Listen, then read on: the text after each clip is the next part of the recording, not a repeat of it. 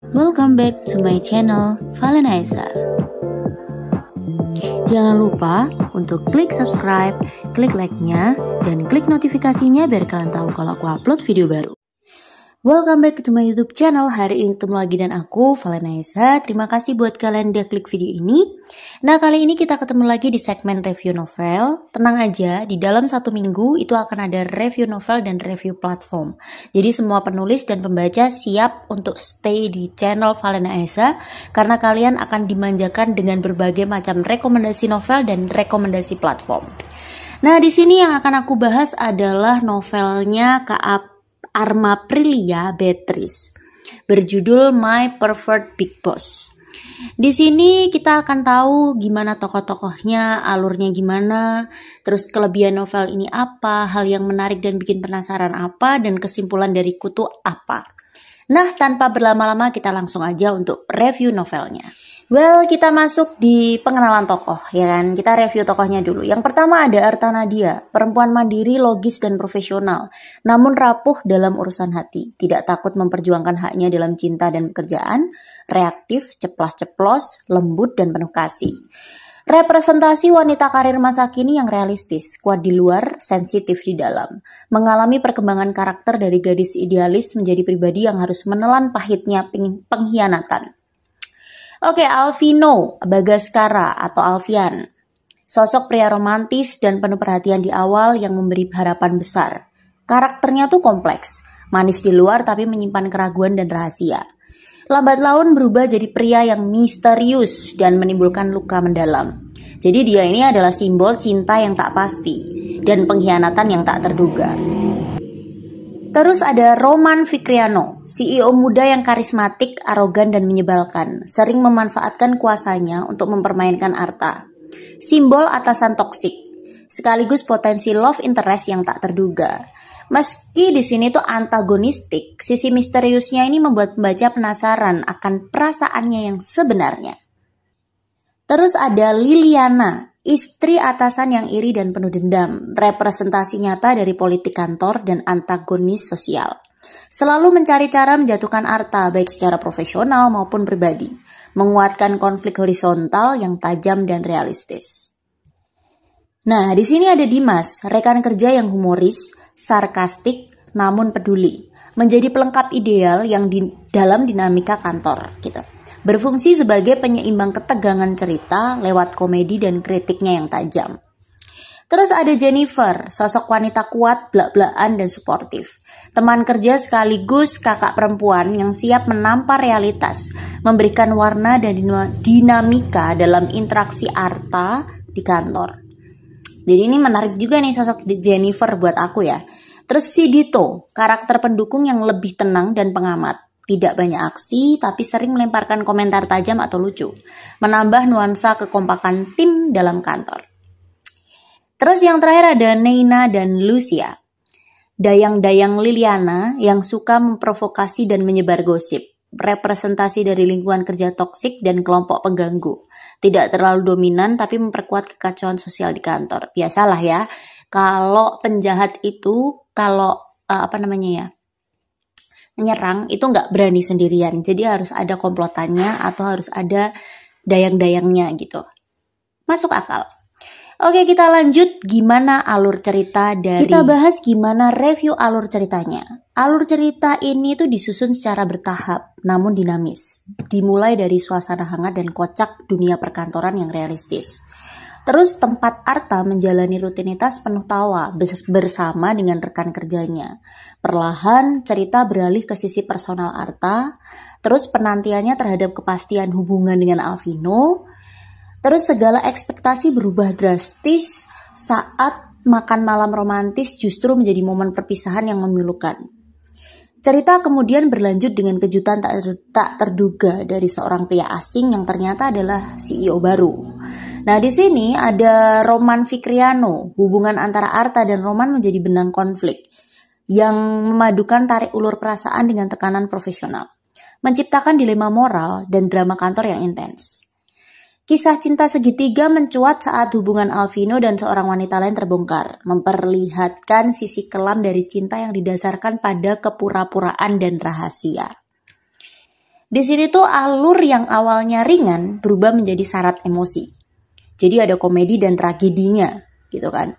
Dari harapan ke hancuran gitu kan. Itu ada juga di novel ini. Saat Arta mulai menapaki impian pernikahannya, semuanya hancur oleh kenyataan pahit bahwa tunangan sekaligus ayah dari anak orang lain adalah pria yang hendak ia nikahi.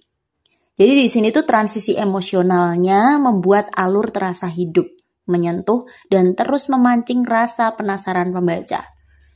Ini alurnya itu seperti. Nah, buat kamu nih yang kepengen novelnya direview, kamu bisa hubungin aja admin di deskripsi box, oke? Nah, buat kamu nih yang kepengen tahu rekomendasi novel dari Valena Esa, kamu bisa masuk ke komunitas telegramnya Valena Esa di deskripsi box juga. Kalian tinggal klik aja langsung gabung, oke? Terima kasih, kita langsung aja gimana sih kelebihan novel ini.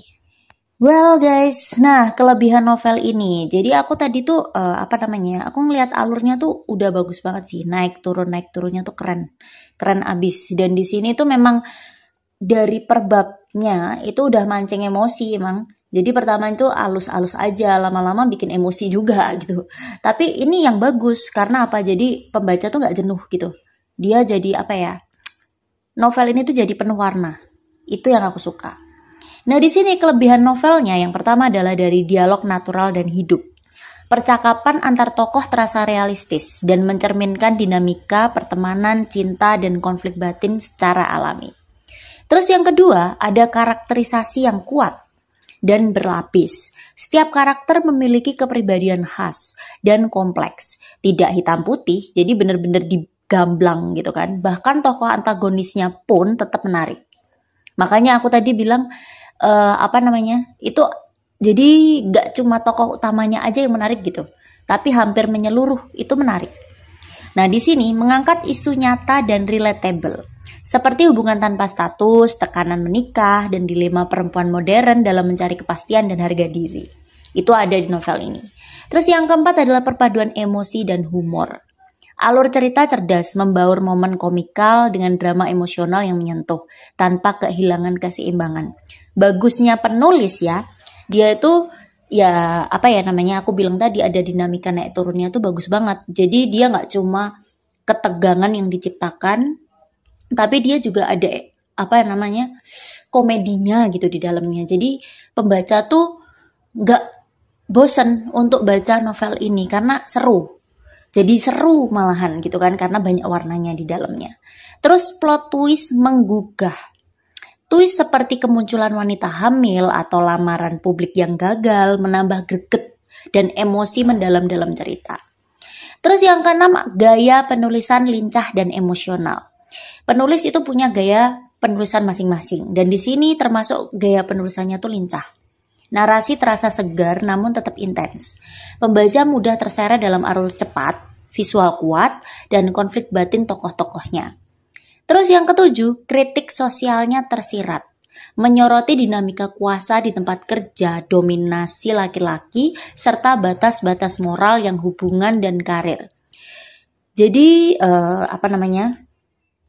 di dalam hubungan dan karir ini kan sebenarnya novel-novel yang berhubungan dengan perkantoran tuh dia harus risetnya total. Kenapa? Karena dia harus benar-benar mempelajari dinamika kantor itu seperti apa dan novel ini berhasil menyajikan itu. Terus latar kantor yang konsisten dan relevan. Nuansa profesional dan politik kantor tetap menyatu meski fokus cerita sering berpindah ranah personal. Pinternya, makanya ini penulisnya tuh lumayan cerdas gitu kan. Untuk perencanaan dalam novel ini tuh cerdas menurut aku. Karena dia bisa bikin novel ini tuh walaupun ambil topiknya tuh agak berat sih karena dunia perkantoran ya kan. Tapi dia mampu ngasih sesuatu yang bisa ringan untuk ditangkap oleh pembaca gitu. Makanya aku bilang keren sih novel ini. Oke, sekarang kita masuk gimana sih apa yang membuat penasaran.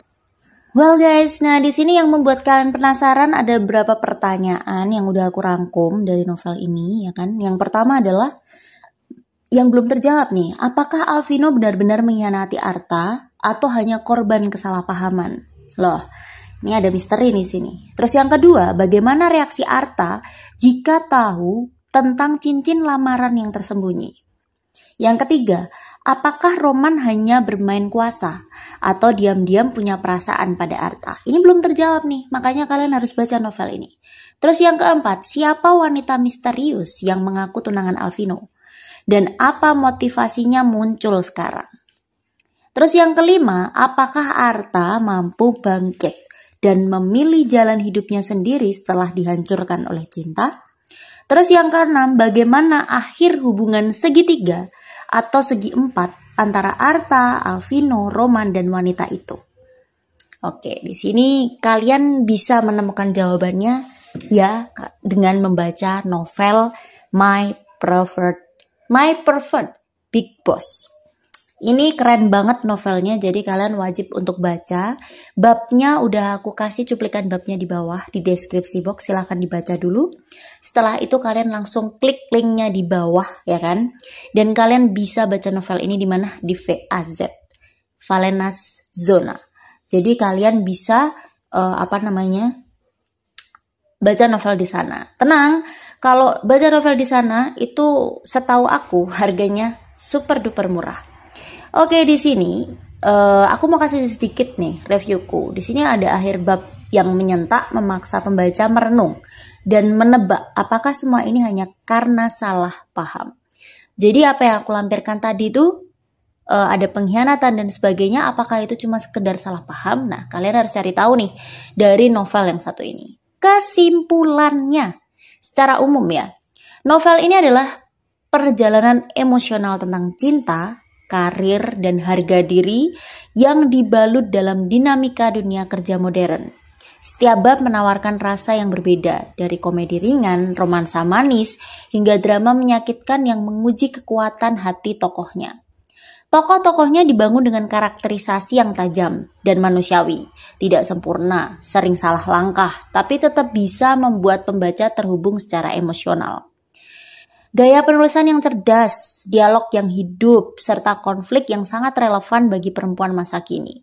Seri ini tidak hanya menghibur, tapi juga menyentil banyak realita tentang hubungan, kepercayaan, dan pilihan hidup. Ini tuh cocok banget buat pembaca yang menyukai kisah cinta berlapis konflik, dengan twist emosional dan pesan kuat di balik setiap luka. Ini kesimpulan dari aku, jadi kalau kamu suka dengan cinta dan konflik ya kan, kalian wajib untuk baca novel yang satu ini, My Perfect Big Boss. Ini rekomendasi buat kalian, oke? Oke, sekian dulu yang dapat aku sampaikan hari ini. Gimana menurut kamu review novelku hari ini? Apakah kalian puas dengan reviewku? Kalian bisa komentar di bawah ya kan, kalian bisa kasih saran. Kalian bisa berpendapat tentang novel ini, apakah kalian penasaran dengan novel ini ya kan? Dan jangan lupa untuk klik like-nya, klik subscribe, dan klik notifikasinya biar kalian bisa terus untuk mendukung channel ini dan tahu update terbarunya. Oke, mohon maaf kalau ada kesalah kata dan ucapan dari aku. Sampai jumpa di